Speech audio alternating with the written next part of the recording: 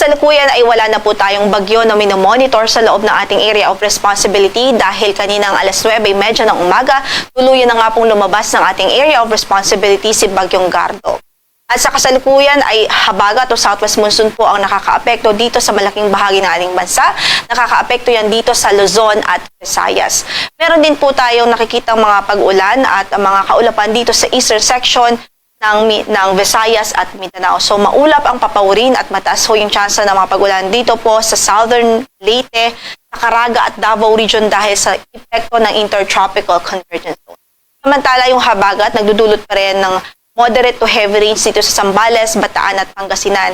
Habang dito sa natitirang bahagi pa ng Ilocos Region, sa Cordillera Administrative Region, sa Batanes at Babuyan Islands, sa Metro Manila, Pampanga, Tarlac at Bulacan, maging dito sa Cavite, Batangas, sa Occidental Mindoro at Palawan, Antique, Guimaras at Iloilo, asahan din natin ang maulap na papawirin at mataas na tsansa ng mga kalat-kalat na pagulan at pagkidlat-pagkulog dahil sa habagat.